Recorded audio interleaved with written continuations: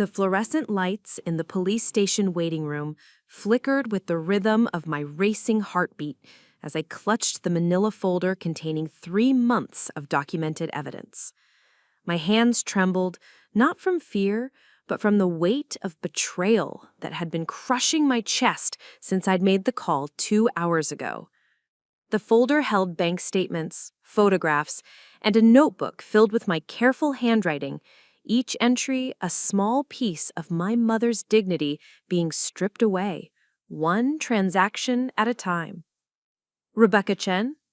The officer's voice cut through the sterile silence.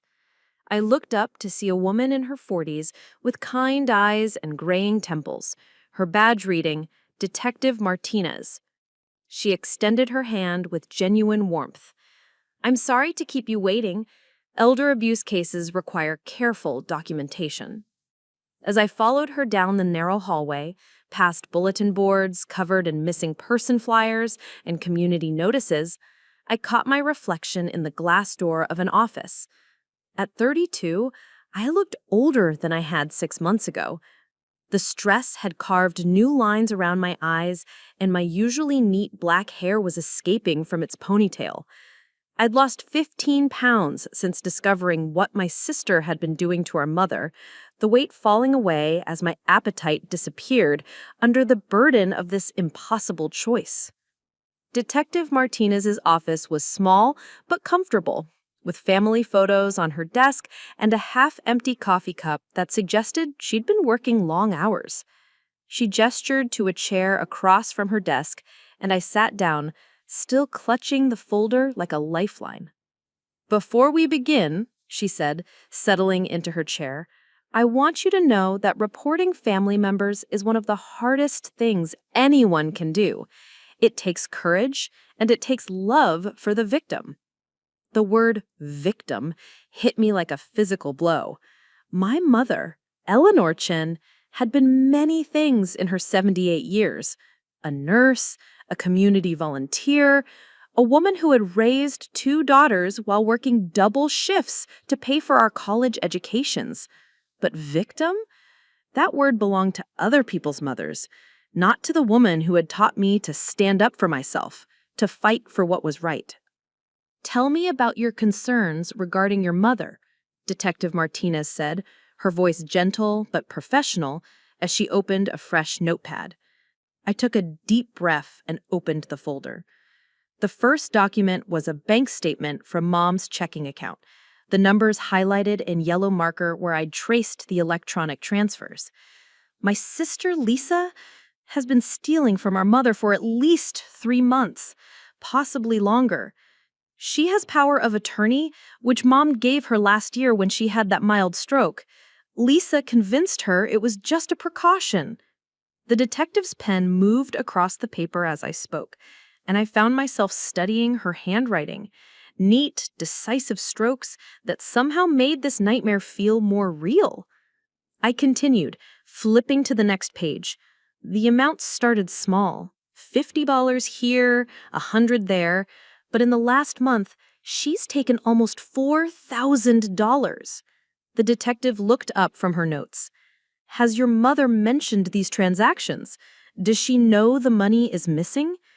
This was the part that made my stomach churn, the detail that had kept me awake for weeks. Mom's been asking about it. She knows something is wrong, but Lisa keeps telling her she's confused, that she must have forgotten about giving her the money. And the worst part is, I paused, my voice catching, Mom is starting to believe her. The fluorescent light above us buzzed, casting harsh shadows across the detective's face as she wrote. Outside, I could hear the distant sound of traffic, the normal world continuing while mine fell apart. I thought about Mom, sitting at her kitchen table this morning, carefully counting the bills in her wallet for the 3rd time, her face creased with worry as the numbers didn't add up to what she remembered. I said, "There's more," turning to the photographs I'd taken with my phone. "Lisa has been emotionally manipulating her too. When Mom questions the missing money, Lisa raises her voice, tells her that her memory isn't what it used to be, that she should be grateful Lisa is handling her finances. Detective Martinez studied the photos. Images of Mom's medication organizer, which Lisa had started controlling, and pictures of the mail pile that Lisa now intercepted before Mom could see her own bank statements. These photos were taken when? Over the past 2 weeks. I've been visiting Mom every other day, trying to document everything without Lisa knowing. I felt a flush of shame admitting this. I started keeping a journal of every interaction, every time Lisa dismissed Mom's concerns or made her doubt herself. The detective flipped through several pages of my handwritten notes, her expression growing more serious with each entry. I watched her read about the day Lisa had screamed at Mom for questioning a missing $200 withdrawal, how she'd called Mom paranoid and senile, until our proud, independent mother had retreated to her bedroom in tears. Rebecca, I have to ask, have you confronted your sister directly about these concerns? The question I'd been dreading. I tried 3 weeks ago. Lisa laughed at me, said I was being dramatic. She told me that Mom had asked her to help with some expenses, that everything was above board. When I pressed her for specifics, she got angry and accused me of trying to turn Mom against her. I remember that confrontation vividly. We'd been standing in Mom's driveway after Sunday dinner, our voices carefully low so Mom wouldn't hear from inside the house. Lisa had looked so confident, so righteously indignant at my accusations. For a moment, I'd almost believed her version of events, almost convinced myself that my careful documentation was the product of an overactive imagination. "What changed your mind about coming forward?" Detective Martinez asked, as if she could read my thoughts.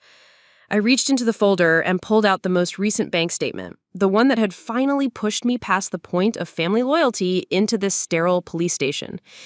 Yesterday, Lisa transferred $1,200 from Mom's savings account. When I called Mom last night, she was crying. She said she couldn't afford her blood pressure medication this month, that her account was lower than expected, and she didn't understand what was happening. The detective's pen stopped moving. In the silence, I could hear my own breathing, shallow and quick. Lisa had convinced her that the pharmacy had made an error, that they'd overcharged her account. Mom was terrified she was losing her memory, that she couldn't trust her own mind anymore. And where is your sister now? At Mom's house.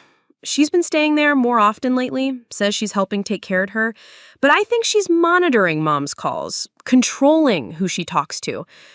I felt the tears building behind my eyes, but I forced them back. Detective, my mother is one of the strongest, most capable women I've ever known. But Lisa is systematically destroying her confidence, making her dependent and fearful. And she's doing it while stealing her money. Detective Martinez set down her pen and leaned back in her chair. Rebecca, what you're describing sounds like both financial exploitation and psychological abuse. These are serious criminal charges. Are you prepared for what this investigation might mean for your family? The question hung in the air between us like smoke. Was I prepared for Lisa's anger? For the way she would spin this story to make me the villain? Was I prepared for the possibility that Mom might initially take Lisa's side? Might see my actions as a betrayal rather than protection? Was I prepared to potentially destroy what remained of our family relationships? Detective, 6 months ago, my mother was living independently, managing her own finances, volunteering at the hospital gift shop twice a week. Today, she's afraid to answer her own phone because she doesn't trust her memory. She's questioning every decision she makes, every thought in her head. Lisa isn't just stealing her money. She's stealing her sense of self. I opened the folder to the last section, the pages I'd hoped I'd never have to show anyone. These are transcripts of phone conversations I recorded with Mom's permission.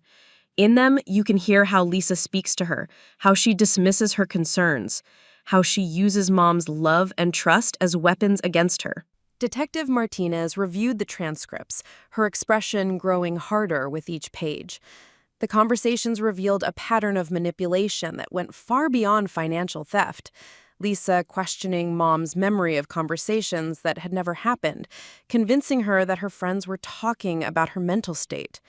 isolating her from her usual activities by claiming she was too confused to participate safely. "There's something else," I said, my voice barely above a whisper. "Last week, Lisa suggested that Mom might need to consider assisted living. She's been planting seeds, making Mom believe she can't take care of herself anymore. I think Lisa's endgame is to gain full control of Mom's assets and eventually her living situation." The detective closed the folder and looked directly at me. "Rebecca, based on what you've shown me, I believe we have grounds to investigate both financial exploitation of an elderly person and psychological abuse. However, I need you to understand that this investigation will likely become known to your sister very quickly. Are you prepared for that confrontation?" I thought about Mom's face yesterday when she couldn't afford her medication, the way her voice had shaken as she tried to understand what was happening to her money, to her mind. I thought about the woman who had worked night shifts to pay for my education, who had taught me that protecting those who couldn't protect themselves was not just right, it was essential. "Detective Martinez, my sister called me paranoid when I first raised concerns. She said I was imagining things, that I was trying to cause trouble. But I have documentation, evidence, recordings. When you interview Lisa, when you start investigating these transactions, what do you think she'll say about me?" The detective's expression was knowing, tired in the way that spoke of too many family disputes, too many cases where love and loyalty tangled with justice and truth. "What do you think she'll say?" I closed my eyes for a moment, already hearing Lisa's voice, already knowing the words she would use. "She'll tell you I'm confused. She'll say I'm the one who can't be trusted, that I'm making up stories, that my memory of events isn't reliable. She'll make it sound like I'm the problem, like I'm the one hurting Mom." "And how does that make you feel?" "Terrified," I admitted, because for a split second when she's talking, when she's so confident and convincing, part of me wonders if she's right, if maybe I am seeing things that aren't there, if maybe I'm the one causing problems. I opened my eyes and looked directly at Detective Martinez. But then I look at these bank statements, at these recordings, at the fear in my mother's eyes, and I know that my sister's greatest weapon isn't just stealing Mom's money, it's making everyone, including me, doubt what we're seeing. The detective nodded slowly. "Rebecca, manipulation often works by making victims and witnesses question their own perceptions. What you're describing, your sister's ability to make people doubt themselves, that's actually consistent with the pattern of psychological abuse you've documented." She stood up and walked to a filing cabinet, pulling out several official forms. "I'm going to start the investigation process. This will involve interviewing your mother, your sister, and potentially other family members or friends who've observed the interactions. We'll also need to examine bank records and possibly obtain a warrant for your sister's financial records." As she spoke, I felt a mixture of relief and terror washing over me. Relief that someone in authority was taking my concerns seriously, that the evidence I had carefully gathered was being seen as credible. Terror at what would happen when Lisa discovered that her younger sister had filed a police report against her, had documented her crimes, had chosen their mother's well-being over family loyalty. "There's something else you should know," Detective Martinez said, returning to her seat. "In cases like this, the victim, your mother, sometimes initially defends the abuser. It's common for elderly people who are being manipulated to protect the family member who's harming them, especially if they've been convinced that they can't trust their own judgment." The words hit me like ice water.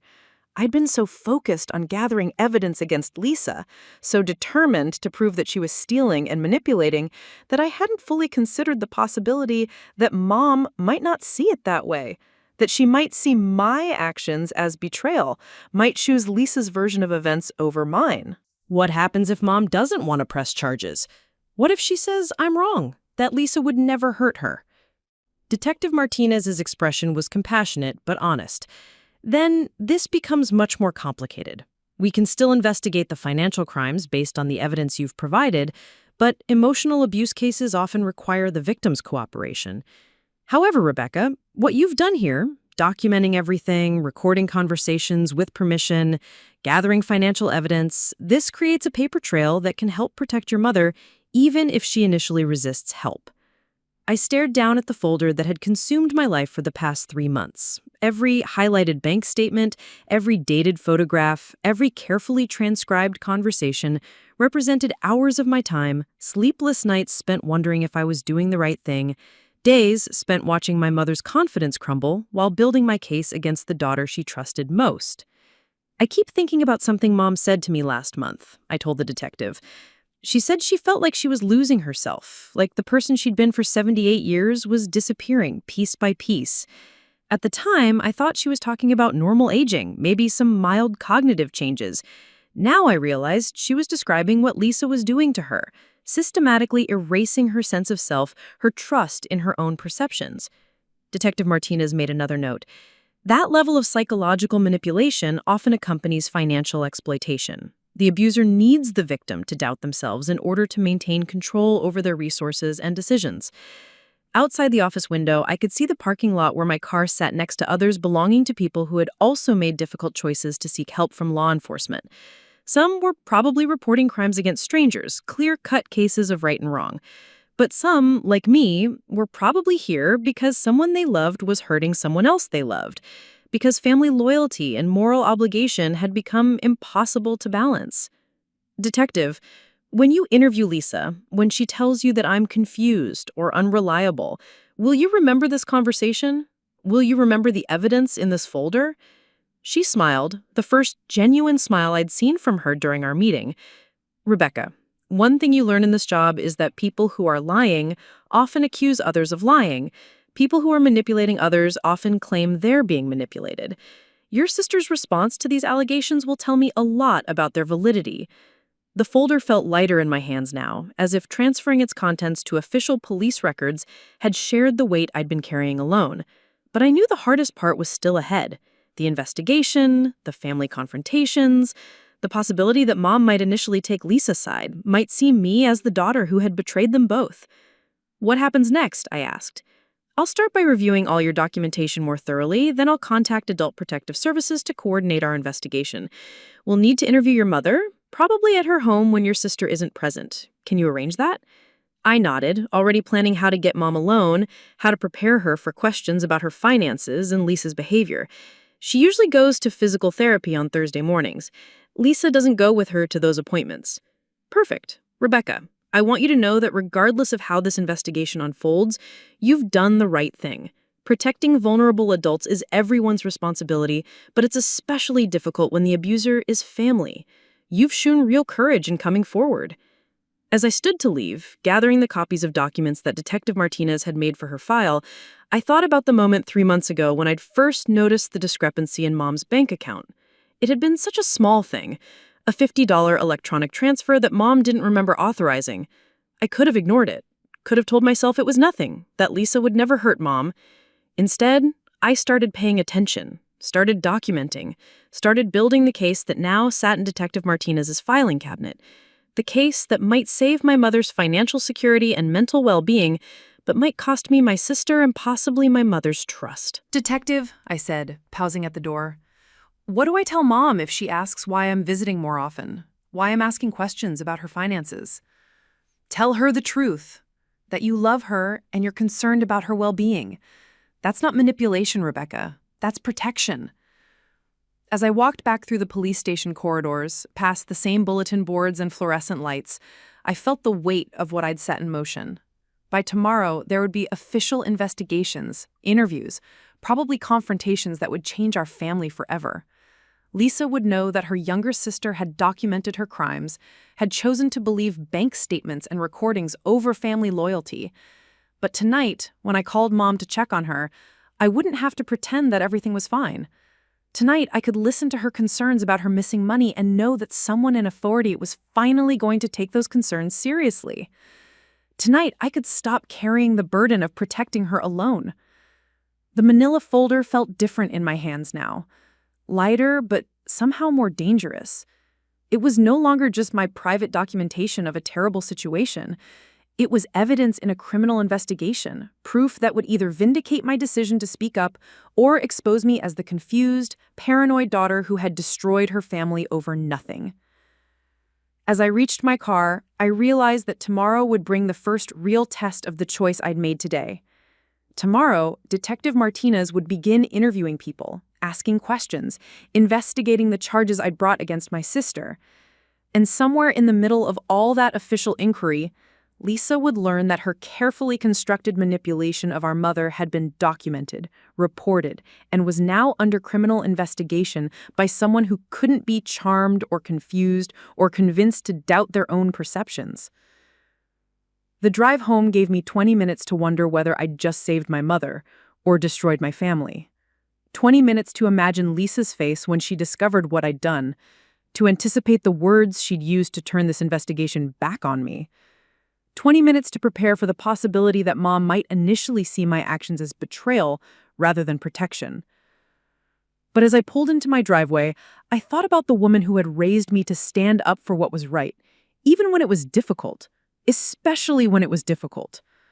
Mom had taught me that protecting people who couldn't protect themselves was not just a nice idea, it was a moral imperative. She taught me that love sometimes required difficult choices, that doing the right thing was often more important than keeping the peace. Tonight, I would call her to check on her medication, to ask about her day, to listen for any new signs of the confusion and self-doubt that Lisa was fostering. And I would know that tomorrow, someone with the power to stop what was happening would begin asking the questions I'd been afraid to ask alone. The investigation I'd started today would either prove that my careful documentation had captured a real crime, or it would prove that I was the confused, unreliable daughter who had imagined a conspiracy where none existed. But either way, the truth would finally come to light.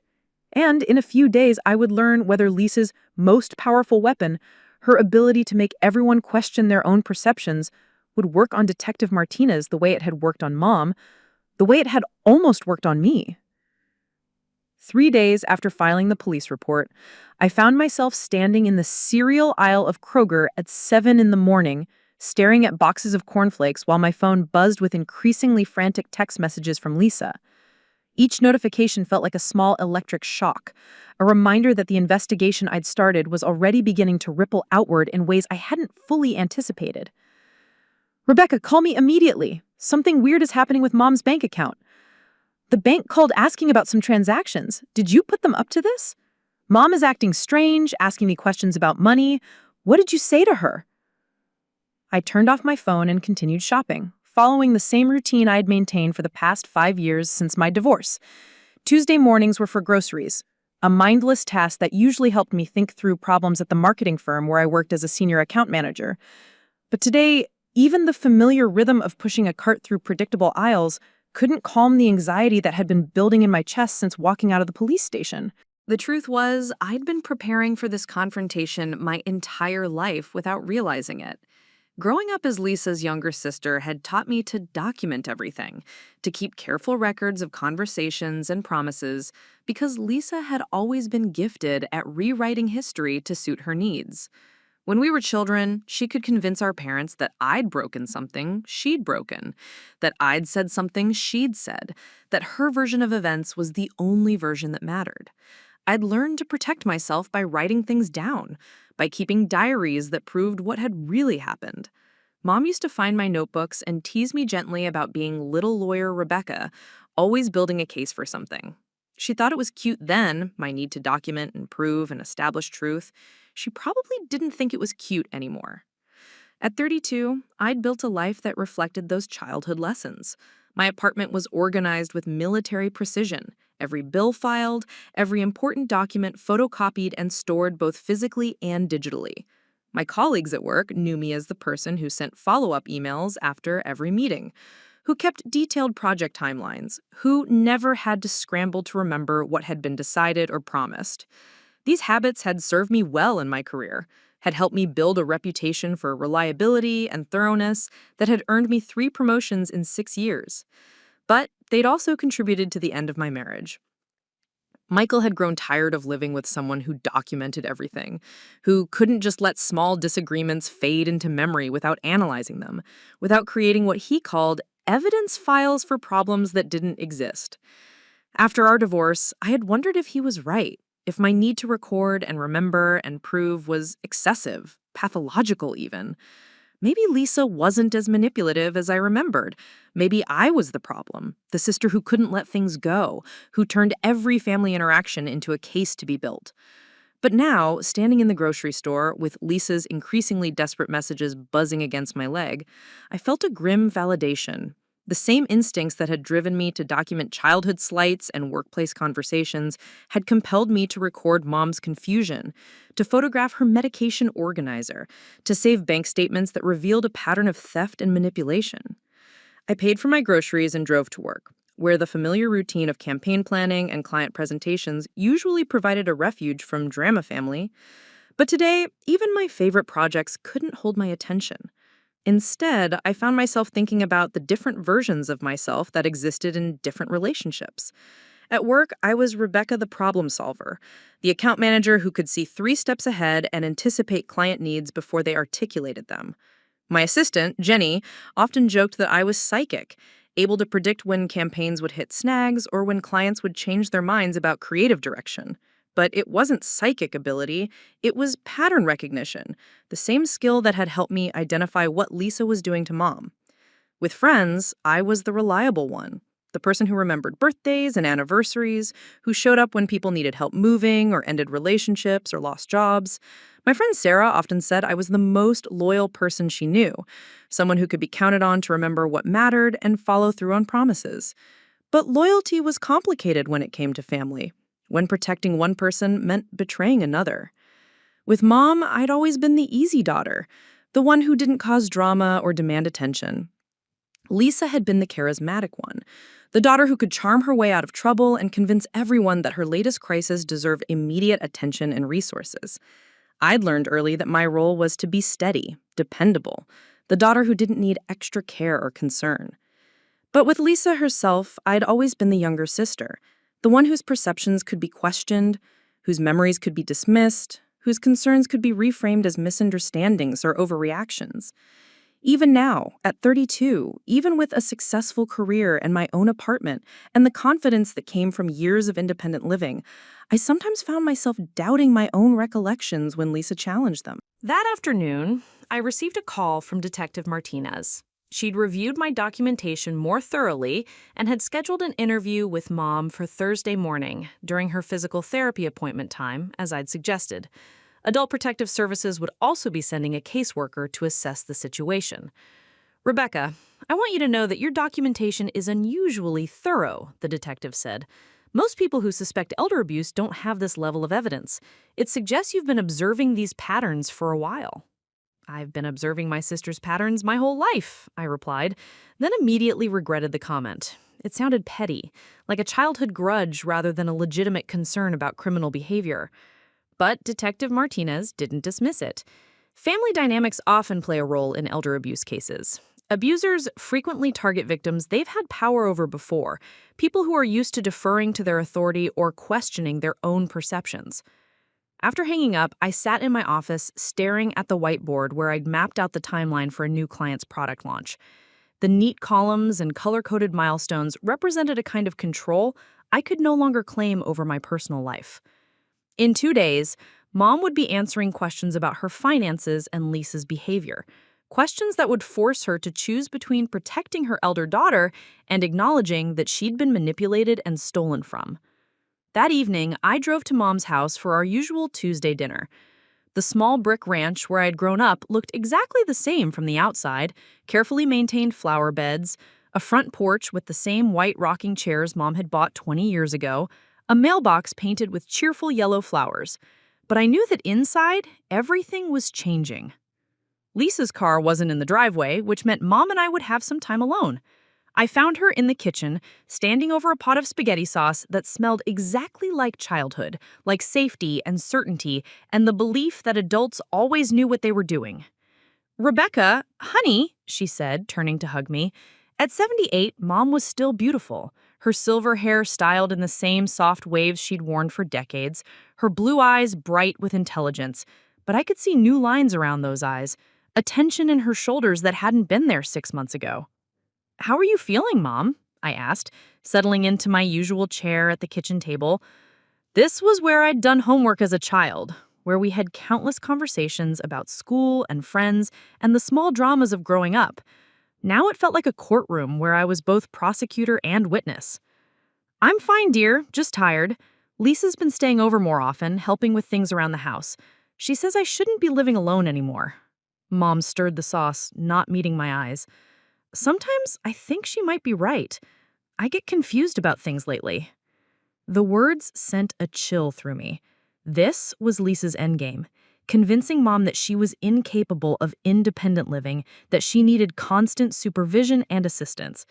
Once Mom believed that narrative, it would be much easier to justify taking control of her finances and eventually her living situation.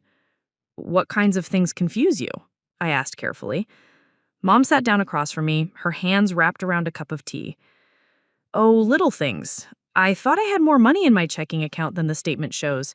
I could have sworn I didn't give Lisa permission to help with some expenses, but she has receipts showing that I did." She looked up at me with eyes that held a fear I'd never seen before. "What if I'm losing my memory, Rebecca? What if I can't trust my own mind anymore?" I wanted to scream, to show her the bank statements I'd copied, to explain that her confusion wasn't age-related decline, but the result of systematic gaslighting. Instead, I reached across the table and took her hands. "Mom, you raised 2 daughters while working full-time. You manage your own finances for 60 years. You've been living independently and taking care of yourself and this house. If you're feeling confused about some things lately, maybe it's not because your mind is failing. Maybe it's because the situation itself is confusing." She squeezed my hands, and I could feel the slight tremor that had developed since her stroke. "Lisa says I'm being paranoid when I ask questions about my money. She says I should trust her to handle things for me." "But you don't feel comfortable with that?" Mom was quiet for a long moment, staring into her tea. "I've always managed my own affairs. Your father and I, we made decisions together, but even after he died, I knew where every dollar went. Now I feel like I'm watching my life from the outside, like decisions are being made about my money and I can't quite follow them." This was the moment I'd been both hoping for and dreading. Mom was articulating exactly what Lisa had been doing to her, but she was doing it tentatively, as if she wasn't sure she had the right to trust her own perceptions. I wanted to validate her feelings, to tell her that her instincts were correct, but I couldn't reveal what I knew without compromising the investigation. "Mom, do you remember what you taught me when I was little and other kids at school would try to convince me that something I knew wasn't true?" She smiled for the first time that evening. "I told you to trust your own observations, that if something felt wrong, it probably was wrong, even if everyone else was telling you otherwise." "That's right. You said that my perceptions mattered, that I should never let anyone convince me that I couldn't trust my own experiences." "But what if my experiences aren't reliable anymore? What if age is making me paranoid and suspicious?" I looked at this woman who had taught me to be strong, to question authority, to stand up for what was right, even when it was difficult. She had worked as a registered nurse for 40 years, had made life-and-death decisions, had trusted her judgment in critical situations. Now she was questioning whether she could trust herself to understand her own financial statements. "Mom, paranoid people don't usually worry about being paranoid. They don't question their own perceptions the way you're questioning yours. Maybe the fact that you're concerned about these changes in your financial situation means you should trust those concerns, not dismiss them." We ate dinner talking about other things, her physical therapy progress, my work projects, the neighbors she'd known for 20 years who were also aging and facing their own challenges. But underneath the normal conversation, I could sense her wrestling with the same questions that had kept me awake for months. How do you know when your perceptions are reliable? How do you distinguish between normal aging and manipulation? When someone you love tells you that your memories are wrong, how do you hold on to your own version of truth? After dinner, as I helped her clean the kitchen, Mom mentioned that Lisa had suggested she might want to consider moving to a senior living community. She showed me some brochures for a place about 20 minutes from here. It looks nice, and Lisa says it would give me more security, more help with things I'm having trouble managing. What do you think about that idea? 6 months ago, I would have said absolutely not. This house is paid for. It's where your father and I lived for 30 years. It's where I feel most like myself. She dried a plate with slow, careful movements. But lately, I wonder if Lisa might be right. Maybe I'm not capable of living independently anymore. Maybe I'm being stubborn and prideful instead of practical. I wanted to tell her that 6 months ago, she was perfectly capable of independent living, that the changes she was experiencing weren't the result of normal aging, but of deliberate manipulation. I wanted to show her the evidence I had gathered, the pattern of financial exploitation and psychological abuse that was designed to make her doubt her own capabilities. Instead, I said, "Mom, what would Dad tell you to do?" She stopped drying dishes and looked out the kitchen window toward the backyard where she and Dad had planted tomatoes every summer for decades. He'd tell me to be careful about making big changes when I was feeling uncertain. He'd tell me to take my time, to not let anyone pressure me into decisions I wasn't ready to make. That sounds like good advice. But he'd also tell me not to be too proud to accept help when I needed it. She turned back to me, her expression troubled. How do I know the difference between needing help and being manipulated into thinking I need help? The question hung in the air between us like a challenge. How do you distinguish between legitimate concerns and manufactured dependency? How do you know when someone is truly looking out for your best interests versus creating problems they can then solve while benefiting themselves? Maybe, I said carefully, the difference is whether the help preserves your dignity and autonomy or whether it requires you to give up control over your own life. Mom nodded slowly. Lisa keeps talking about what's best for me, but she doesn't ask what I want. She tells me what I should want, what I should think about my own situation. This was the closest Mom had come to articulating what Lisa was doing to her. She was recognizing the difference between support that empowered her and help that diminished her agency. But I could also see how fragile this recognition was, how easily Lisa could undermine it by questioning Mom's judgment or reframing her concerns as symptoms of cognitive decline. As I prepared to leave that evening, Mom walked me to the door, a routine we'd followed for years. But tonight, she seemed reluctant to let me go, as if my presence provided some anchor to her own perceptions. "Rebecca, can I ask you something? Do I seem different to you lately? Less capable, more confused?" I looked at her standing in the doorway of the house she'd maintained independently for 8 years since Dad's death. The woman who still volunteered at the hospital, who drove herself to appointments, who managed her medications and kept track of her obligations. She looked tired and worried, but not incapable. "Mom, you seem like someone who's dealing with a confusing situation, but you don't seem less intelligent or less capable to me. You seem like someone who's being told that her perceptions are wrong, and that's making you question everything." She hugged me then, holding on a little longer than usual. "I'm glad you still see me as capable. Sometimes I feel like I'm disappearing, like the person I've been for 78 years is being erased piece by piece." Driving home that night, I thought about the different ways people could disappear.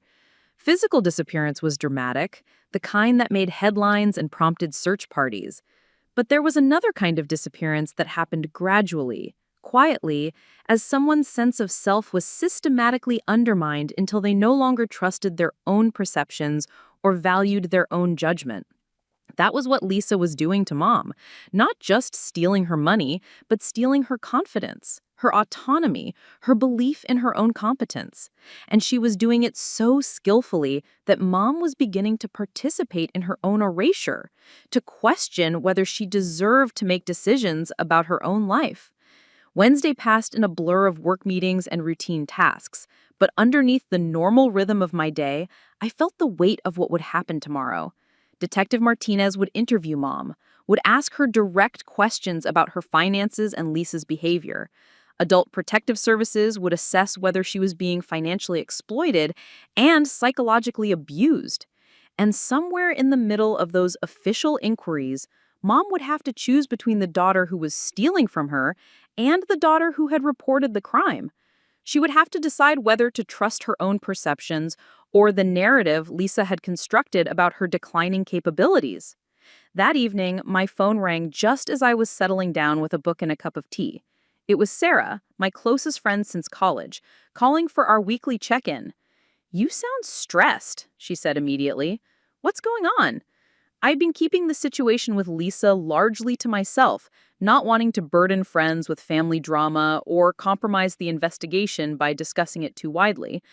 But suddenly, I needed to tell someone what I was dealing with, needed to hear another person's perspective on the choices I'd made. Sarah, if someone you loved was being hurt by someone else you loved, and the only way to stop it was to betray family loyalty, what would you do? There was a pause on the other end of the line. That's a hell of a hypothetical, Rebecca. What's really going on?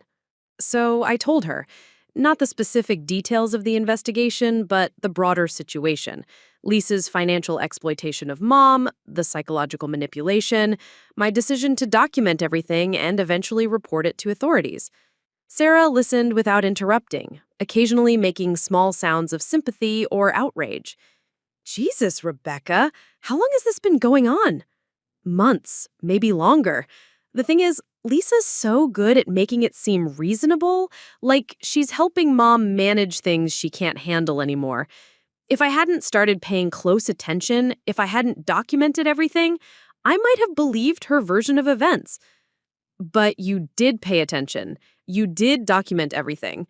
That tells me your instincts were right. Or it tells me I'm obsessive and paranoid, the way Lisa says I am. I curled up in my chair, pulling a blanket around myself. Sarah, what if I'm wrong? What if I've misinterpreted everything and I'm about to destroy my family over a misunderstanding? Rebecca, I've known you for 12 years. You're the most careful, thoughtful person I know. You don't make accusations lightly, and you don't act without evidence. If you say Lisa is stealing from your mother and manipulating her, then that's what's happening. But what if Mom doesn't see it that way? What if she chooses Lisa's side? Sarah was quiet for a moment. Then you'll know you did everything you could to protect her, even if she can't see it yet. Sometimes protecting people means they get angry with you. Sometimes it means they don't understand your motives until much later, if ever. I keep thinking about what this will do to our family. We'll probably never have normal holiday dinners again. Lisa will never forgive me for this. Mom might not either. Rebecca, from what you've described, you don't have normal family dinners now.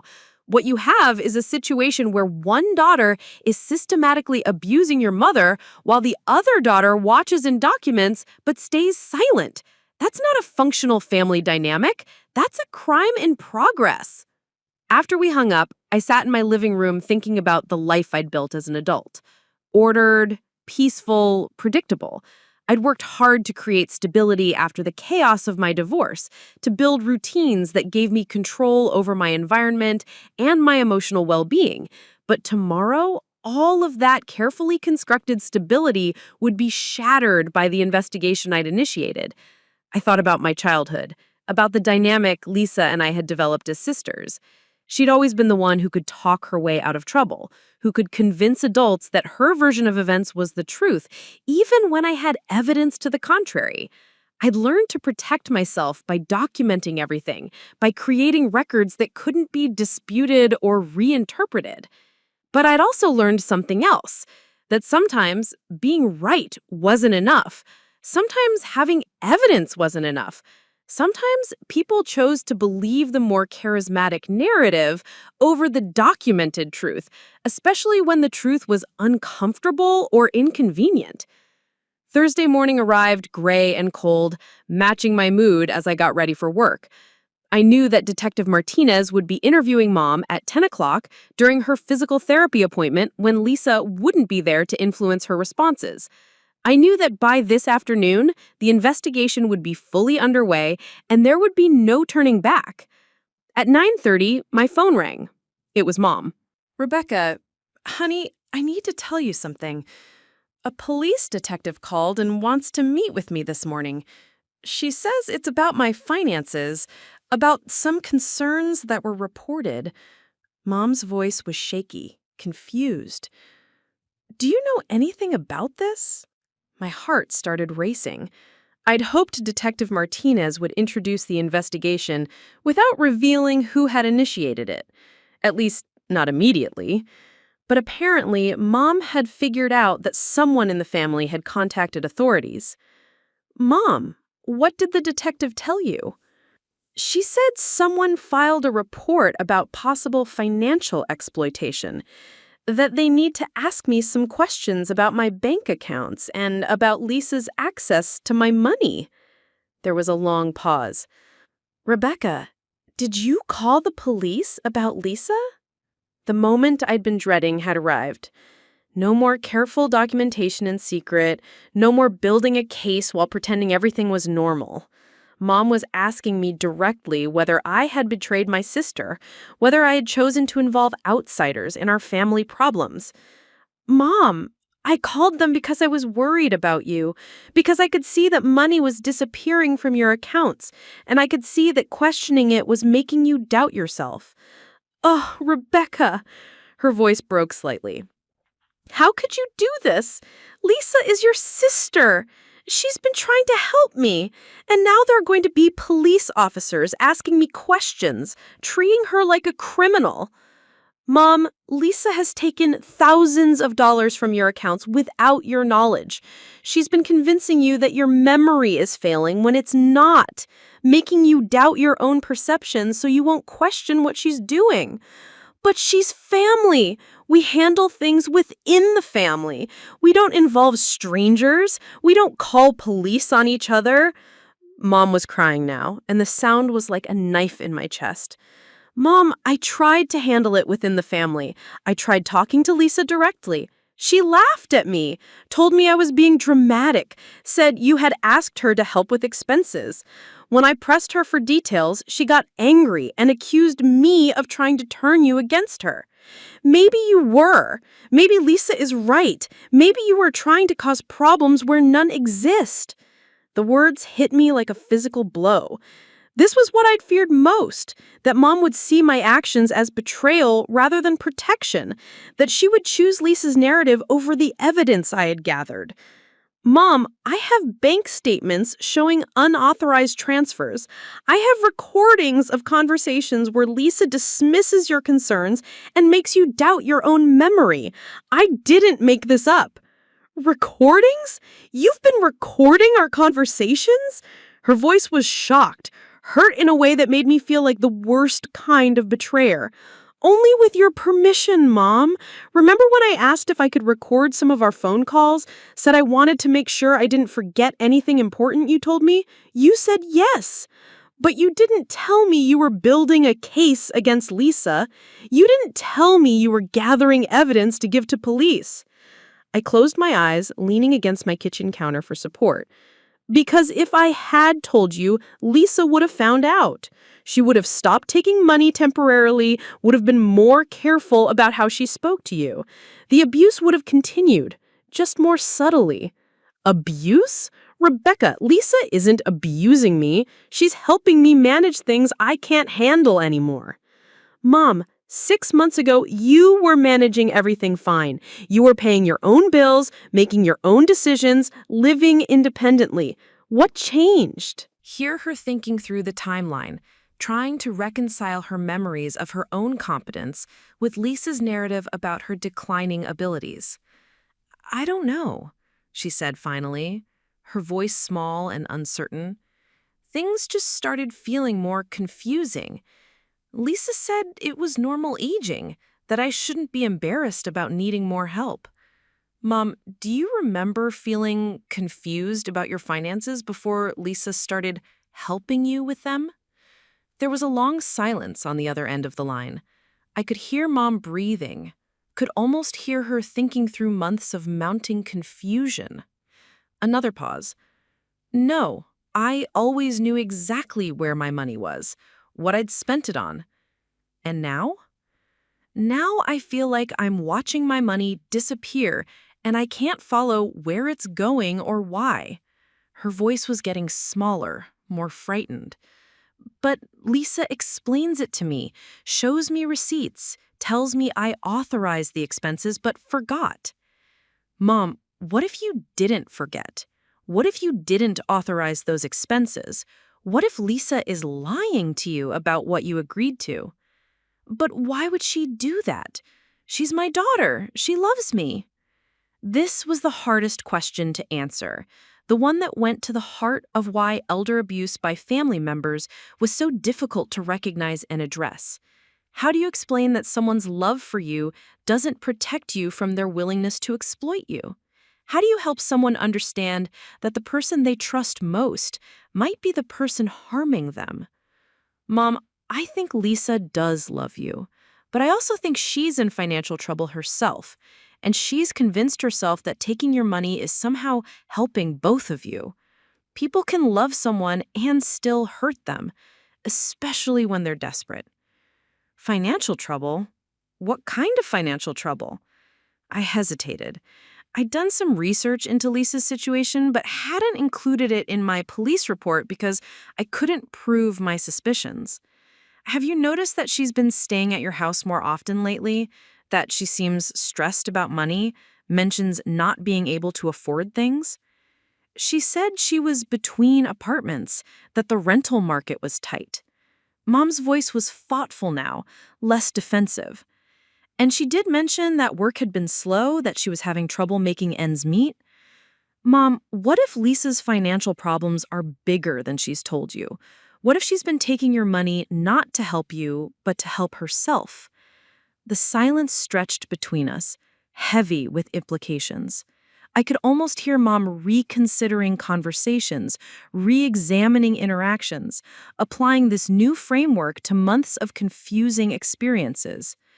"Rebecca, the detective wants to meet me within an hour. What am I supposed to tell her?" "Tell her the truth.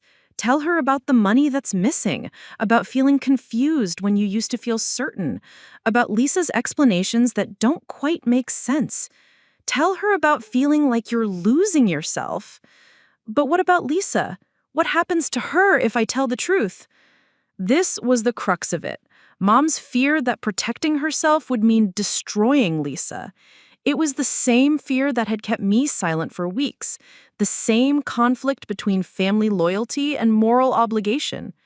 "Mom, if Lisa is innocent, then the investigation will prove that. If she's not innocent, then continuing to protect her means allowing her to keep hurting you. I don't want to destroy my family." "Mom, the family is already being destroyed. It's being destroyed by secrets and lies and stolen money and manipulation. The only question is whether we're going to let that continue or whether we're going to try to stop it." After we hung up, I sat in my kitchen staring at my coffee, which had grown cold while we talked.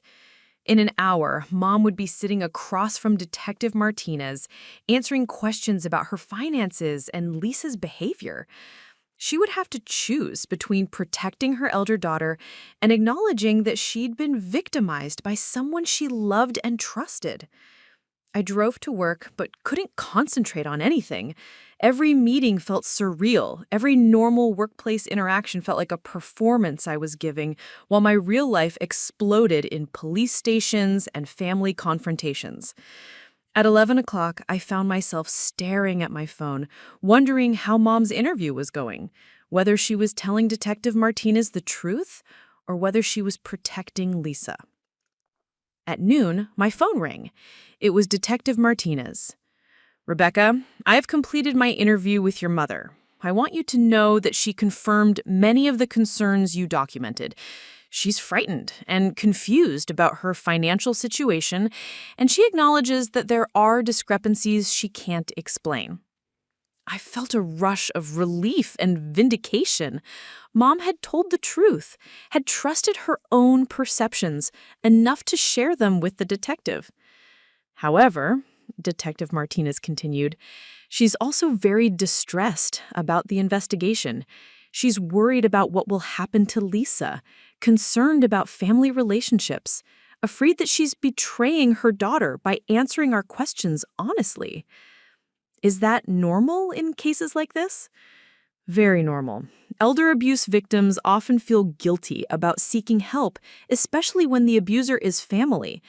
Your mother loves Lisa and doesn't want to see her face criminal charges, even though she acknowledges that something wrong has been happening. What happens next? We'll be interviewing Lisa this afternoon. Adult Protective Services is also opening a case to ensure your mother's safety and to help her understand her options going forward. Rebecca, you should know that Lisa will probably be told about your role in initiating this investigation. My stomach dropped.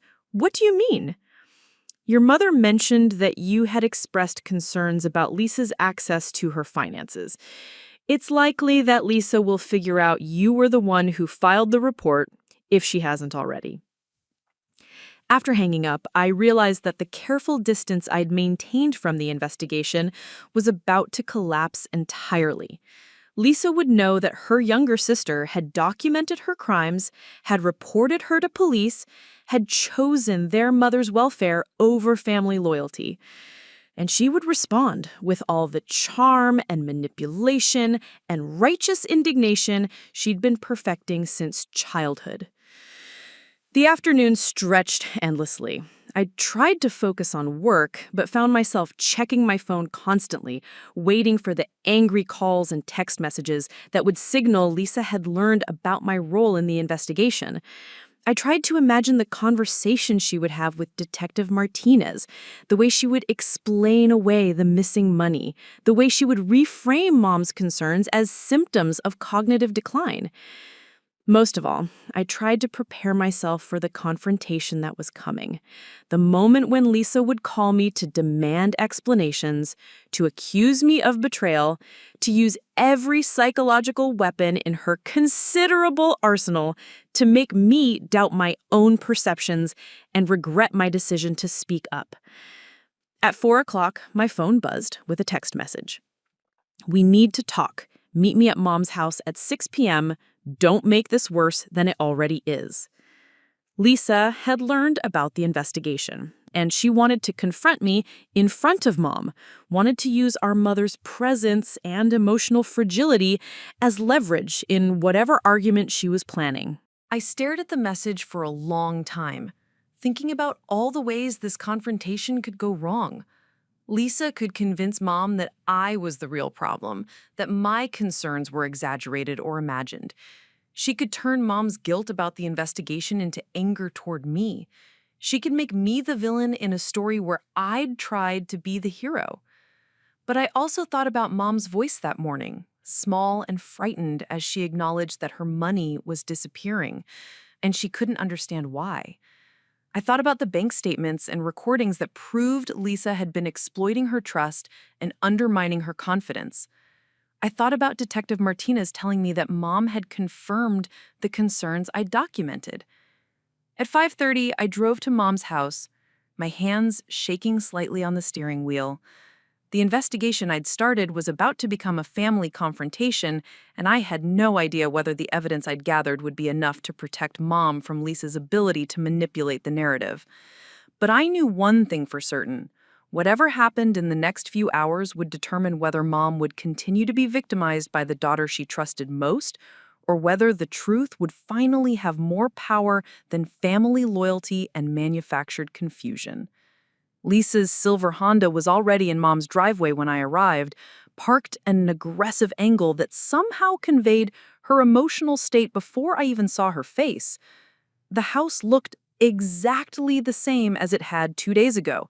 Same yellow flowers on the mailbox, same carefully attended garden beds. But the atmosphere felt charged with the kind of tension that precedes thunderstorms. I sat in my car for a moment, gathering courage and trying to anticipate the conversation waiting for me inside. Through the living room window, I could see Lisa pacing back and forth, her phone pressed to her ear, her free hand gesturing emphatically. Even from a distance, I could tell she was in full crisis management mode.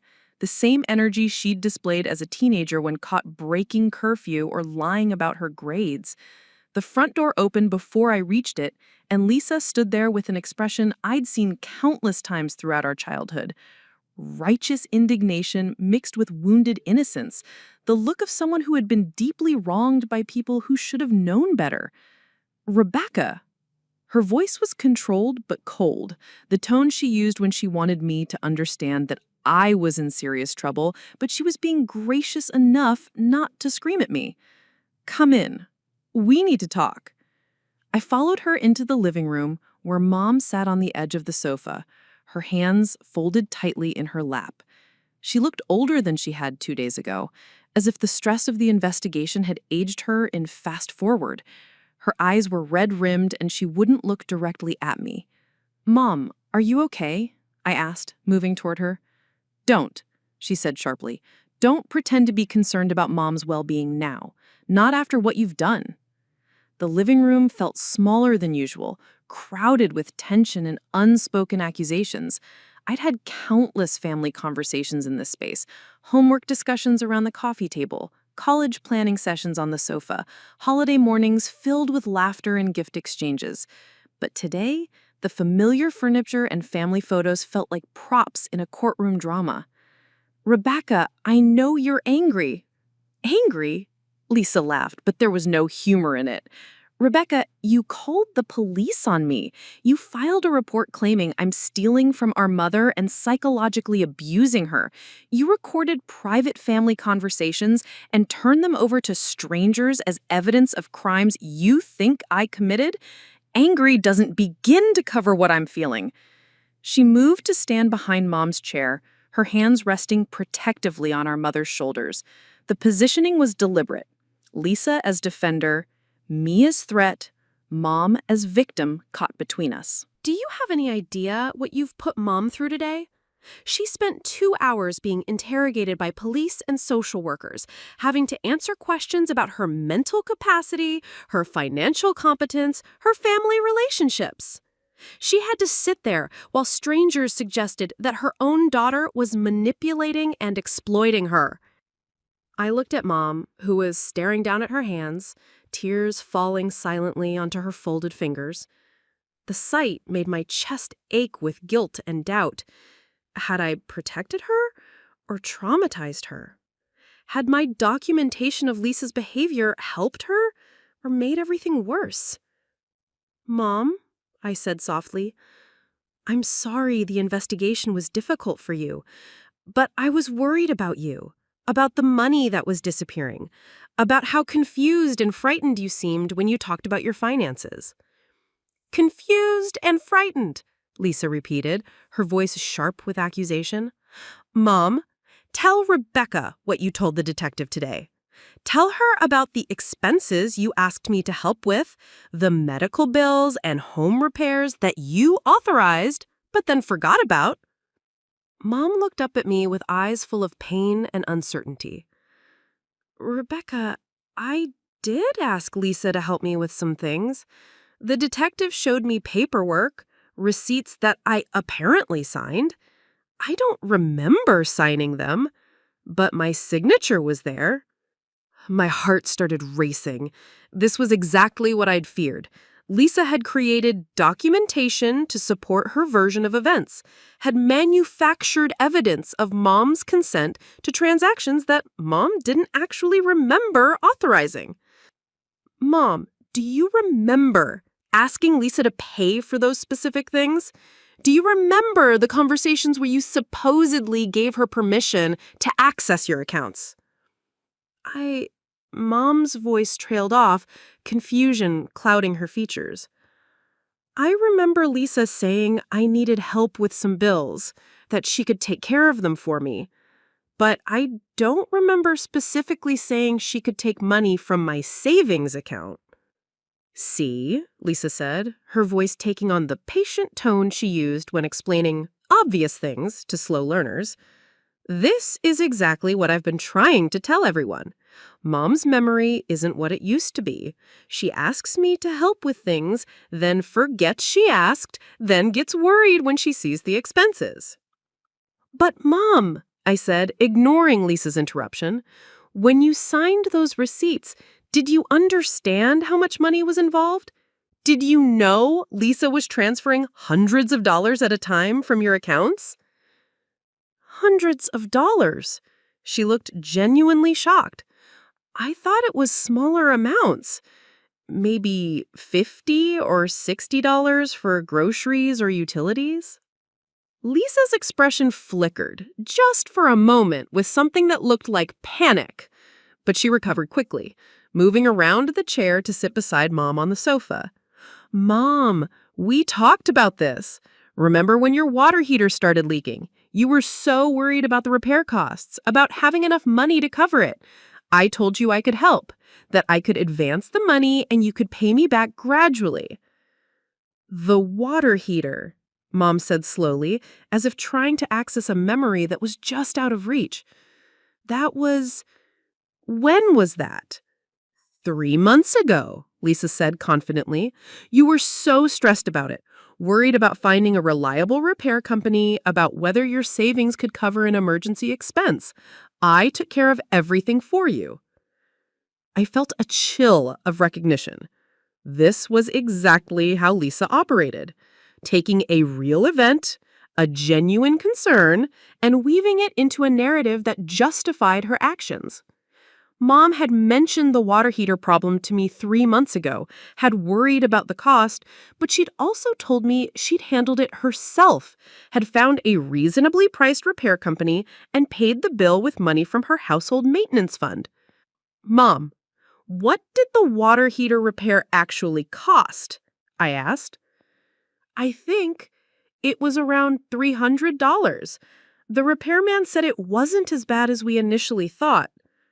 $300, I repeated, looking directly at Lisa.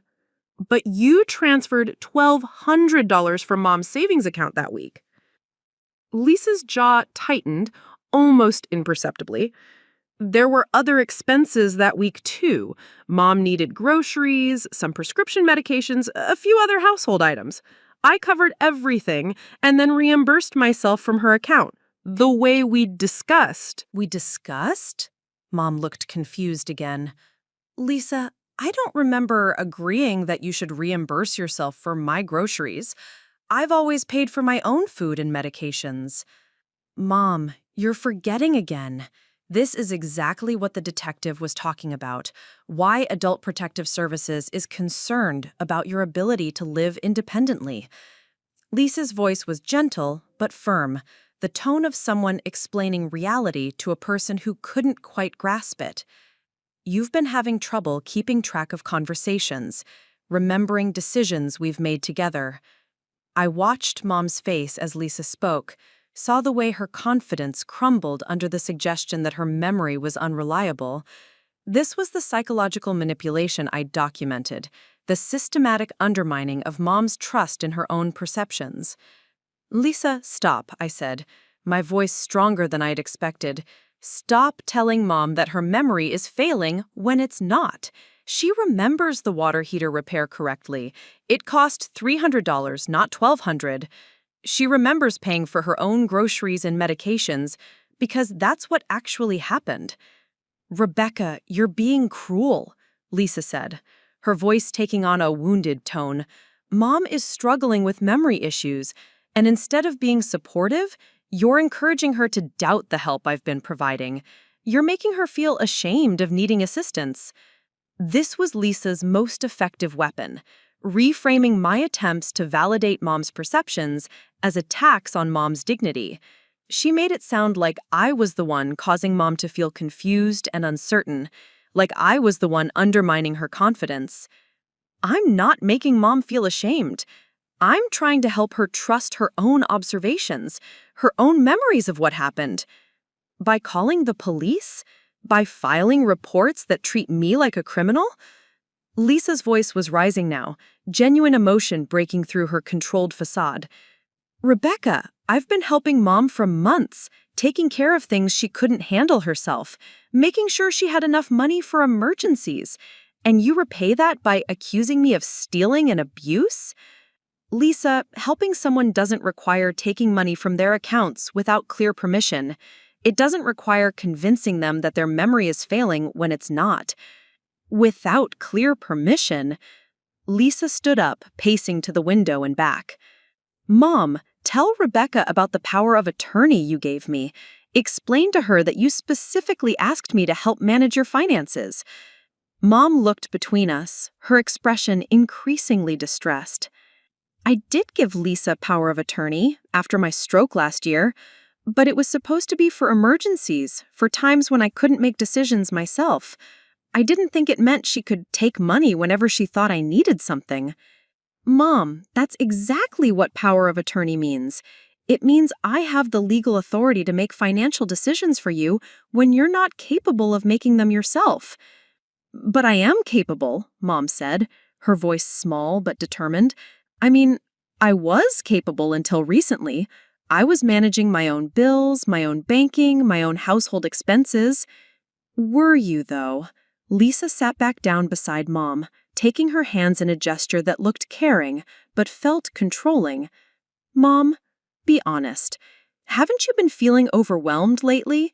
Haven't there been times when managing your finances felt too complicated, too stressful? I watched Mom's face as Lisa spoke, saw the way she began to second-guess herself, to wonder whether her memories of competence were accurate. This was the gaslighting I documented, the way Lisa used Mom's natural aging anxieties against her. Mom, do you remember what you told me last week about feeling like you were losing yourself? About feeling like the person you'd been for 78 years was disappearing piece by piece? Yes, Mom said quietly. What if that feeling isn't because you're becoming less capable? What if it's because someone is systematically convincing you that you're less capable than you actually are? Lisa's laugh was sharp and bitter. Rebecca, listen to yourself. You're creating conspiracy theories about our family. You're trying to convince Mom that I'm some kind of master manipulator, that I've been systematically destroying her confidence while pretending to help her. Aren't you? I asked quietly. The question hung in the air like a challenge. For a moment, Lisa's composed mask slipped, and I saw something raw and desperate underneath. Not the confident manipulator I had imagined, but someone who was in over her head, who had started down a path she couldn't figure out how to leave. I've been trying to help, she said, her voice cracking slightly. Rebecca, you have no idea what it's been like, watching Mom struggle with things that used to be easy for her, seeing her worry about money and bills and household maintenance. I stepped in because she needed help, because she was getting overwhelmed. But you didn't just help her, Lisa. You took control. You convinced her that she needed more help than she actually did, that she couldn't trust her own judgment about her own life.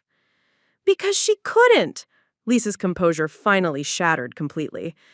Rebecca, Mom forgot to pay her electric bill 3 months in a row. She double paid her insurance premium and couldn't figure out why her account was short. She called me in tears because she couldn't remember whether she'd taken her morning medications. I looked at Mom, who was staring at Lisa with surprise. These were incidents I hadn't heard about, problems that might have justified increased involvement in Mom's financial management. Lisa, Mom said slowly, I don't remember forgetting to pay my electric bill multiple times. I've always been very careful about my utility payments.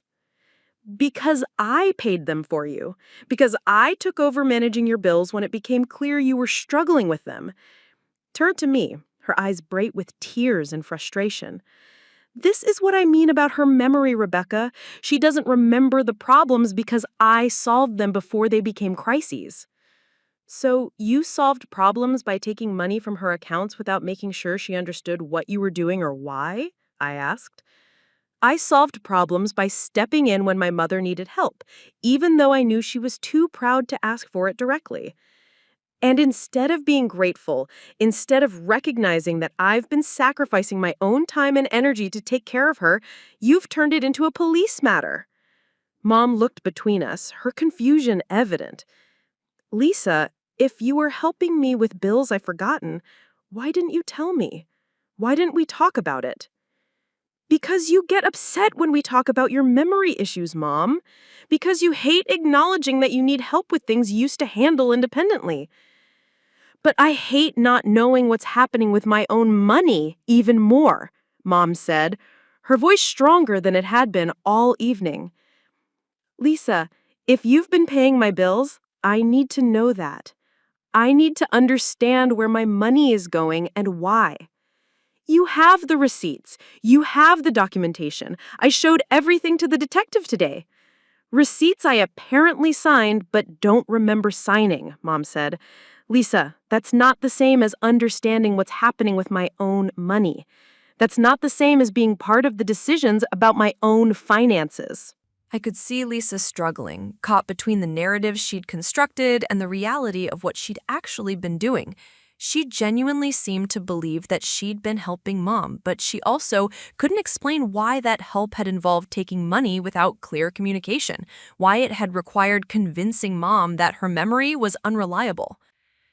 Lisa, I said, trying to keep my voice calm, even if Mom was having trouble with some bills, even if she needed help managing her finances, that didn't give you the right to take money from her accounts without making sure she understood what was happening.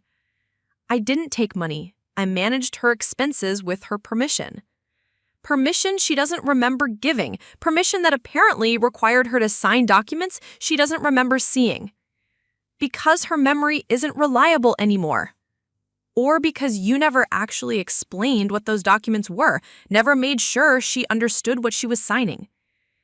We stared at each other across the living room, the weight of our childhood dynamic playing out in this adult crisis. Lisa, beautiful and charismatic and convinced of her own righteousness. Me, careful and observant and determined to document truth even when it was inconvenient. But now there was Mom between us, not just witnessing our conflict, but caught in the middle of it, forced to choose between Lisa's version of helpful management and my version of financial exploitation. I need to ask you both something, Mom said, her voice cutting through our argument. And I need honest answers, not arguments about who's right or wrong. We both turned to her, Lisa moving back to sit on the sofa, me remaining standing near the window. Lisa, how much money have you taken from my accounts in the past 3 months? Lisa hesitated, and I could see her calculating whether to provide the real number or a smaller one that would sound more reasonable. Mom, it's not about how much money, it's about making sure your expenses were covered, making sure you had what you needed. How much? Mom repeated, her voice firm. Including the water heater repair, the medication co-pays, groceries, and a few other household expenses, maybe $800 total. I felt my jaw drop. Lisa, the bank statements show over $4,000 in transfers from Mom's accounts to yours in the past 3 months? That's not... Those numbers are... Lisa, you don't understand how bank statements work. Some of those transfers were me putting money into Mom's account, helping her when her Social Security didn't cover everything. Show me, I said. Show me which transfers were deposits into Mom's account versus withdrawals from her account. Lisa stood up abruptly. I don't have to justify my financial arrangements with my mother to you, Rebecca, especially not after you've betrayed both of us by involving police and private family matters. Lisa, Mom said, quietly. I'd like to see those records too. I'd like to understand exactly what's been happening with my money. The room fell silent, except for the ticking of the grandfather clock in the corner. The same clock that had marked time through decades of family dinners and holiday celebrations and the ordinary moments of our childhood. Now it was marking the moments of our family's dissolution, counting down toward whatever truth would emerge from this confrontation. Mom, Lisa said, taking on a pleading tone, you're letting Rebecca turn you against me. She's making you suspicious of help you asked for, making you doubt decisions you made when you were thinking clearly. I could see Lisa struggling, caught between the narrative she'd constructed and the reality of what she'd actually been doing. She genuinely seemed to believe that she'd been helping Mom, but she also couldn't explain why that help had involved taking money without clear communication, why it had required convincing Mom that her memory was unreliable. Lisa, I said, trying to keep my voice calm. Even if Mom was having trouble with some bills, even if she needed help managing her finances, that didn't give you the right to take money from her accounts without making sure she understood what was happening. I didn't take money. I managed her expenses with her permission. Permission she doesn't remember giving. Permission that apparently required her to sign documents she doesn't remember seeing. Because her memory isn't reliable anymore. Or because you never actually explained what those documents were, never made sure she understood what she was signing. We stared at each other across the living room, the weight of our childhood dynamic playing out in this adult crisis. Lisa, beautiful and charismatic and convinced of her own righteousness. Me, careful and observant and determined to document truth, even when it was inconvenient. But now, there was Mom between us. Not just witnessing our conflict, but caught in the middle of it, forced to choose between Lisa's version of helpful management and my version of financial exploitation. I need to ask you both something, Mom said, her voice cutting through our argument. And I need honest answers, not arguments about who's right or wrong. We both turned to her, Lisa moving back to sit on the sofa, me remaining standing near the window. Lisa, how much money have you taken from my accounts in the past 3 months? Lisa hesitated, and I could see her calculating whether to provide the real number or a smaller one that would sound more reasonable. Mom, it's not about how much money. It's about making sure your expenses were covered, making sure you had what you needed. How much? Mom repeated, her voice firm. Including the water heater repair, the medication copays, groceries, and a few other household expenses, maybe $800 total. I felt my jaw drop. Lisa, the bank statements show over $4,000 in transfers from Mom's accounts to yours in the past 3 months. Those numbers are, Lisa stammered, her face flushing. Rebecca, you don't understand how bank statements work. Some of those transfers were me putting money into Mom's account, helping her when her Social Security didn't cover everything. Show me, I said. Show me which transfers were deposits into Mom's account versus withdrawals from her account. Lisa stood up abruptly. I don't have to justify my financial arrangements with my mother to you, Rebecca, especially not after you've betrayed both of us by involving police in private family matters. Lisa, Mom said, I'd like to see those records too. I'd like to understand exactly what's been happening with my money. The room fell silent except for the ticking of the grandfather clock in the corner, the same clock that had marked time through decades of family dinners and holiday celebrations and the ordinary moments of our childhood. Now it was marking the moments of our family's dissolution, counting down toward whatever truth would emerge from this confrontation. Mom, Lisa said, her voice taking on a pleading tone, you're letting Rebecca turn you against me. She's making you suspicious of help you asked for, making you doubt decisions you made when you were thinking clearly. I never convinced her she was losing her mind. I helped her understand that some memory issues are normal with aging, that it's okay to need assistance with complex tasks. Preparing and narrating this type of story took us long efforts and hard work. So if you are enjoying the story, please consider subscribing to our channel. By telling her she was paranoid when she noticed money missing, by dismissing her concerns as confusion, by making her doubt every perception she had about her own life. Lisa's phone buzzed and she glanced at it, her face going pale. It's Detective Martinez. She wants me to come in for a follow-up interview tomorrow morning. The reality of the criminal investigation was settling over all of us. This wasn't just a family argument anymore. Lisa was facing potential charges for elder abuse and financial exploitation. The police had evidence, documentation, recordings that proved she had taken money without clear authorization and systematically undermined Mom's confidence. Lisa, Mom said gently, I don't want you to go to jail. I don't want our family destroyed. But I need you to acknowledge what you've done, and I need you to make it right. I was trying to help you, Lisa said, tears streaming down her face now. Mom, I know it looks bad. I know Rebecca has made it sound like I was deliberately hurting you, but I was scared. You seemed so fragile after your stroke, so worried about managing everything alone. I thought if I took care of the financial stress for you, you'd be happier, more relaxed. But you didn't take care of the financial stress. You created it. You made me afraid of my own bank account, uncertain about my own memory, dependent on you for explanations about my own life. Because I didn't know how to help you without taking control. Lisa's voice broke completely. Mom, I've been struggling too. I lost my job 6 months ago. I'm behind on rent. I can't afford my car payment. When you gave me power of attorney, when you seemed to need so much help, it felt like maybe we could help each other. The truth was finally emerging. Not the calculated manipulation I'd imagined, but something messier and more human. Lisa had been in financial crisis herself, had seen Mom's vulnerability as an opportunity to solve both their problems, had convinced herself that taking Mom's money was somehow helping both of them. So you took my money to pay your own bills? Mom said, her voice sad rather than angry. I borrowed it. I was going to pay it back once I found another job, once my situation improved. Without telling me you were borrowing it? Without asking if I could afford to lend it? Without giving me any choice in the matter? She nodded miserably. I knew you would say no if I asked directly.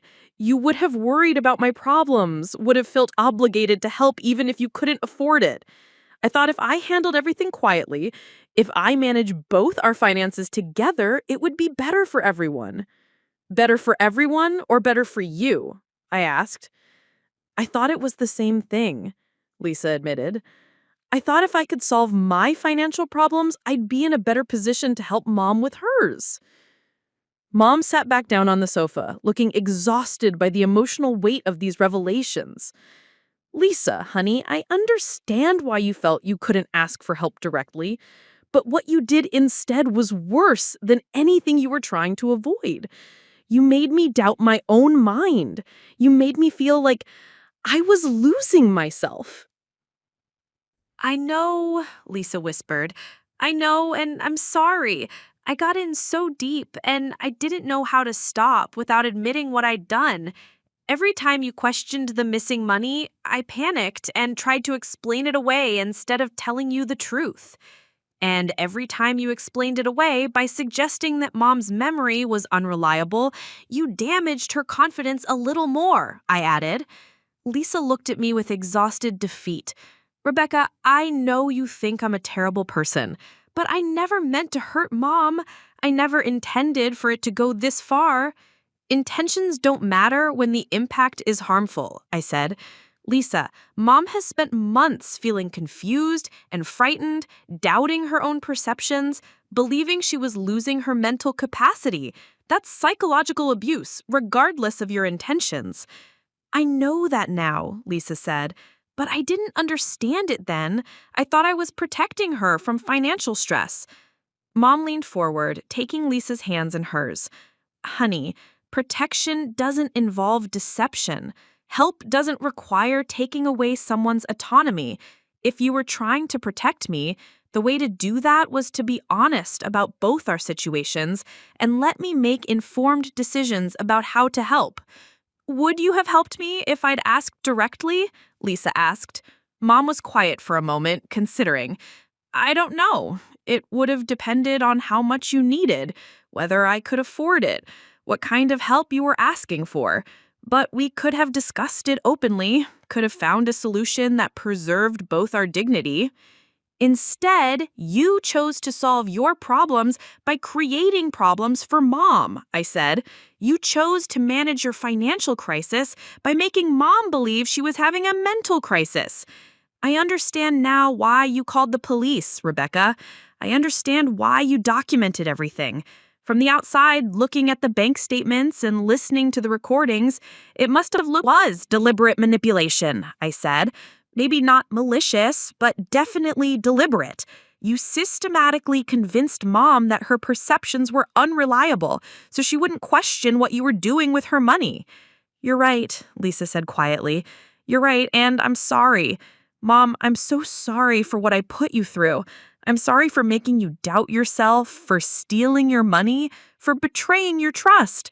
Mom was crying now too, but quietly, the tears of someone processing a profound betrayal by someone they loved. Lisa, I need to know that you understand how serious this is. Not just the money, but the psychological harm. I need to know that you recognize what you did to my sense of self. I do understand. Mom, I watched you become smaller and more uncertain every week, and I told myself it was natural aging, but I knew I was contributing to it. I knew that questioning your memory about financial decisions was making you doubt everything else about yourself. The admission hung in the air between us like a confession in church, raw, honest, and painful for everyone involved.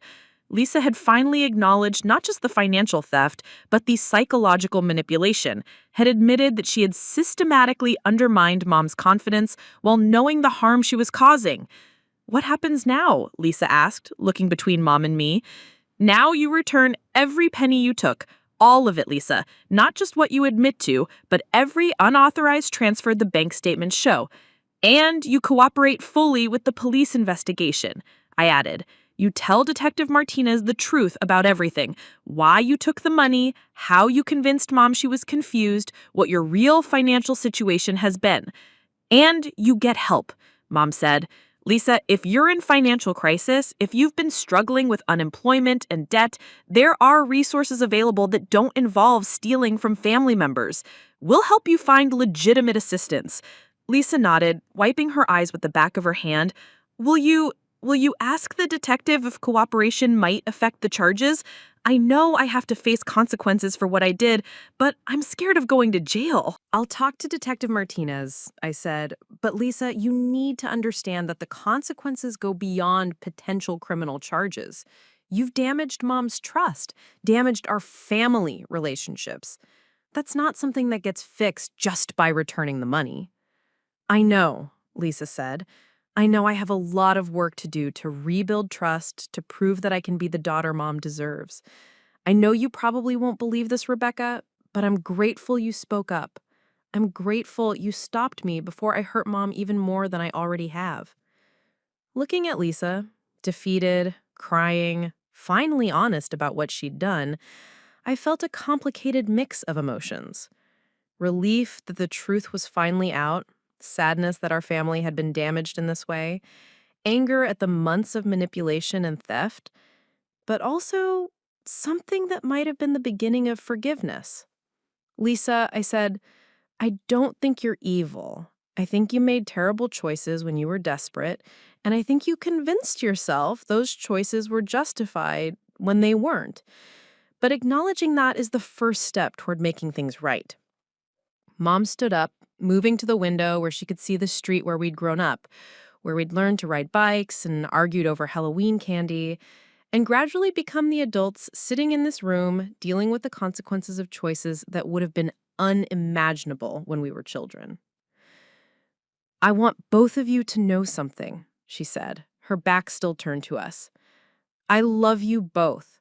I'm disappointed and hurt and angry, but I love you both. Lisa, what you did was wrong, and there will be consequences.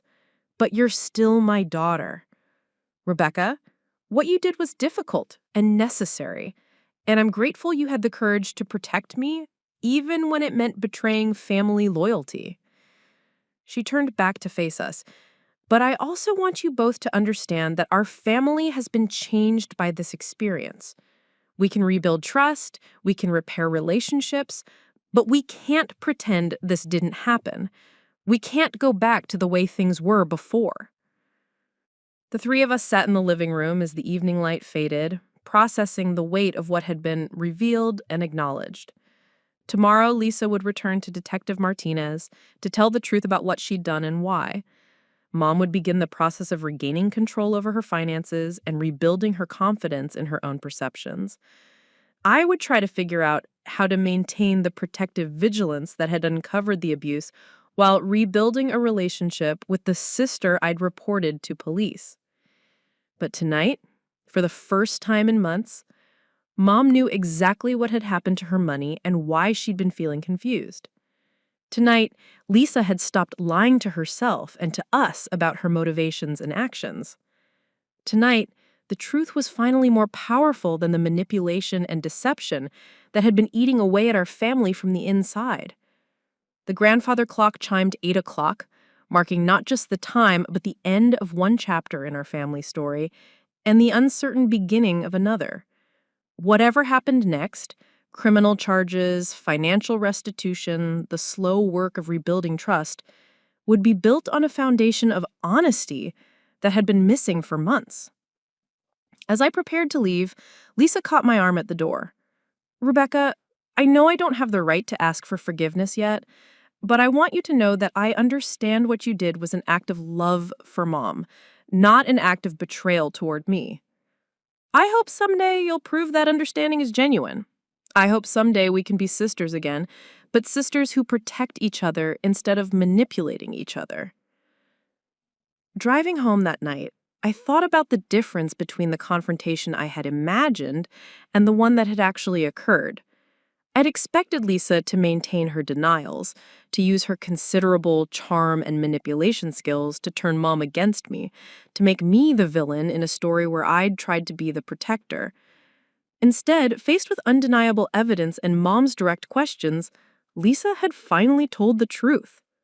Not the whole truth initially, not without resistance, but eventually the real truth about her motivations and actions. Financial desperation, her unauthorized use of Mom's money, her systematic undermining of Mom's confidence to cover up what she'd been doing. The investigation would continue. Detective Martinez would need Lisa's full cooperation. The bank would need to provide complete transaction records. Adult Protective Services would need to ensure that Mom was safe and supported as she regained control over her finances. But the hardest part, the family confrontation I had been dreading for weeks, was over. Mom would sleep tonight knowing that her perceptions had been accurate, that her confusion had been manufactured rather than organic, that her money had been taken without her knowledge or consent, but could be returned. Lisa would sleep tonight, if she could sleep, knowing that her choices had nearly destroyed the family she'd claimed to be protecting. But that honest acknowledgement of those choices might be the beginning of redemption. And I would sleep tonight knowing that the careful documentation I'd maintained for months, the recordings and bank statements and written observations that had felt obsessive and paranoid, had ultimately served their purpose, protecting someone who couldn't protect herself, revealing truth that had been buried under manipulation and false narratives. The investigation I'd initiated was far from over, but the family secret that had been poisoning our relationships was finally exposed to light. Whatever healing was possible would have to begin with this foundation of acknowledged truth, this recognition that love without honesty is ultimately destructive, that help without consent becomes exploitation, that protecting someone sometimes requires betraying someone else. Rebecca Chen had always been meticulous, the type of person who kept detailed records and noticed discrepancies others might miss. So when her 78-year-old mother, Eleanor, began expressing confusion about missing money from her accounts, Rebecca's instincts told her something wasn't right. What started as small concerns, $50 here, $100 there, gradually escalated into a pattern that would expose a devastating truth about family manipulation and financial exploitation. Eleanor, a vibrant and independent widow, had always managed her finances competently, but over several months she began questioning herself about transactions she couldn't remember making, bills that seemed higher than expected, and money that appeared to be missing from her accounts. Each time she raised these concerns with her daughter, Lisa, who had power of attorney and had been helping with finances, she was gently but firmly told she was becoming confused, that these were normal signs of aging, that she shouldn't worry about things she couldn't remember clearly. "She's confused," became Lisa's standard response to any financial discrepancy their mother noticed. This simple phrase, delivered with apparent concern and love, systematically undermined Eleanor's confidence in her own perceptions and memory. What Eleanor didn't realize was that this was a deliberate strategy to hide a much darker reality. Rebecca's marketing background had trained her to analyze patterns and document evidence. When her mother's distress about her finances continued to grow, Rebecca began what would become months of careful investigation. She requested bank statements, documented conversations, and tracked financial transactions with the methodical precision that would ultimately save her mother from years of continued exploitation. What Rebecca discovered was shocking. Lisa had been systematically stealing from their mother's accounts, taking money for her own rent, car payments, and credit card bills, while convincing Eleanor that her concerns about missing money were signs of cognitive decline. Over a 4-month period, Lisa had taken approximately $4,200, providing receipts for only $600 in legitimate expenses. But the financial theft was only part of the abuse. More insidious was the psychological manipulation, the gaslighting that convinced Eleanor she couldn't trust her own memory, her own perceptions, her own ability to manage her life independently. Lisa had weaponized Eleanor's love and trust, using her mother's natural desire to believe her daughter's explanations over her own observation. Financial desperation, her unauthorized use of mom's money, her systematic undermining of mom's confidence to cover up what she'd been doing. The investigation would continue. Detective Martinez would need Lisa's full cooperation. The bank would need to provide complete transaction records. Adult Protective Services would need to ensure that mom was safe and supported as she regained control over her finances. But the hardest part, the family confrontation I'd been dreading for weeks, was over. Mom would sleep tonight knowing that her perceptions had been accurate, that her confusion had been manufactured rather than organic, that her money had been taken without her knowledge or consent, but could be returned. Lisa would sleep tonight, if she could sleep, knowing that her choices had nearly destroyed the family she'd claimed to be protecting, but that honest acknowledgement of those choices might be the beginning of redemption. And I would sleep tonight knowing that the careful documentation I'd maintained for months, the recordings and bank statements and written observations that had felt obsessive and paranoid, had ultimately served their purpose, protecting someone who couldn't protect herself, revealing truth that had been buried under manipulation and false narratives. The investigation I'd initiated was far from over, but the family secret that had been poisoning our relationships was finally exposed to light. Whatever healing was possible would have to begin with this foundation of acknowledged truth, this recognition that love without honesty is ultimately destructive, that help without consent becomes exploitation, that protecting someone sometimes requires betraying someone else. Rebecca Chen had always been meticulous, the type of person who kept detailed records and noticed discrepancies others might miss. So when her 78-year-old mother, Eleanor, began expressing confusion about missing money from her accounts, Rebecca's instincts told her something wasn't right. What started as small concerns, $50 here, $100 there, gradually escalated into a pattern that would expose a devastating truth about family manipulation and financial exploitation. Eleanor, a vibrant and independent widow, had always managed her finances competently, but over several months, she began questioning herself about transactions she couldn't remember making, bills that seemed higher than expected, and money that appeared to be missing from her accounts. Each time she raised these concerns with her daughter, Lisa, who had power of attorney and had been helping with finances, she was gently but firmly told she was becoming confused, that these were normal signs of aging, that she shouldn't worry about things she couldn't remember clearly. "She's confused" became Lisa's standard response to any financial discrepancy their mother noticed. This simple phrase, delivered with apparent concern and love, systematically undermined Eleanor's confidence in her own perceptions and memory. What Eleanor didn't realize was that this was a deliberate strategy to hide a much darker reality. Rebecca's marketing background had trained her to analyze patterns and document evidence. When her mother's distress about her finances continued to grow, Rebecca began what would become months of careful investigation. She requested bank statements, documented conversations, and tracked financial transactions with the methodical precision that would ultimately save her mother from years of continued exploitation. What Rebecca discovered was shocking. Lisa had been systematically stealing from their mother's accounts, taking money for her own rent, car payments, and credit card bills, while convincing Eleanor that her concerns about missing money were signs of cognitive decline. Over a 4-month period, Lisa had taken approximately $4,200, providing receipts for only $600 in legitimate expenses. But the financial theft was only part of the abuse. More insidious was the psychological manipulation, the gaslighting that convinced Eleanor she couldn't trust her own memory, her own perceptions, her own ability to manage her life independently.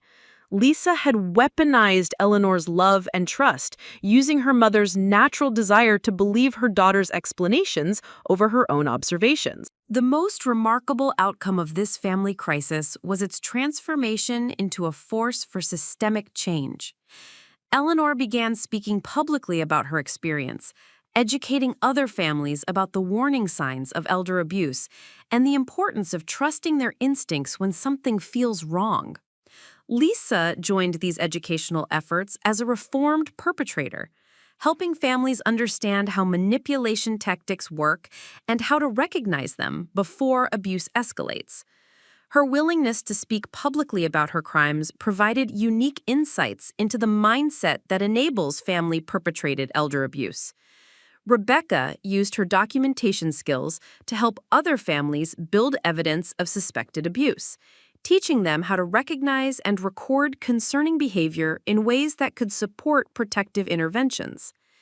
3 years after the initial crisis, the family established the Eleanor Chen Foundation for Elder Dignity, a nonprofit organization dedicated to elder abuse prevention education. The foundation employed both abuse survivors and reformed perpetrators as educators, providing multiple perspectives on how abuse happens and how it can be prevented. Lisa became the foundation's executive director, leading programming focused on helping family members recognize warning signs in their own behavior and understand the difference between genuine help and exploitative control. James, whom Lisa married during her recovery process, handled operations and financial management, bringing nonprofit administration expertise and a deep understanding of the importance of transparency and accountability. Eleanor served as board chair emeritus, continuing to speak at conferences while mentoring other abuse survivors who wanted to become advocates. Her transformation from victim to national voice for elder dignity demonstrated that trauma could be transformed into purpose, that individual healing could inspire systemic change. Accountability and reconciliation can coexist. Lisa's criminal conviction and family reconciliation were both necessary. Consequences without the possibility of redemption serve no one's interests, but forgiveness without accountability enables continued harm.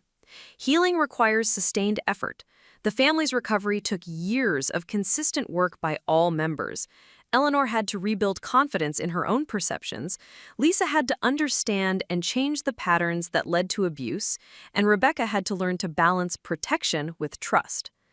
10 years after the crisis that nearly destroyed their family, the Chens had built an organization that was protecting vulnerable adults across the country and around the world. Their story proved that families could survive serious betrayal and emerge stronger, that trauma could be transformed into advocacy, and that individual healing could inspire systemic change. The Foundation's motto captured the essence of their journey. When silence enables harm, speaking truth becomes an act of love. This principle guided their work, helping other families understand that family loyalty required protecting family members from harm, even when the person causing harm was also family. Eleanor's 90th birthday celebration was attended by 3 generations of Foundation staff, board members, and families they had helped. She had become more than an advocate. She had become a symbol of the possibility that victims could become leaders, that accountability could lead to redemption, and that love, with honesty, could transform not just individual relationships, but entire systems of care and protection.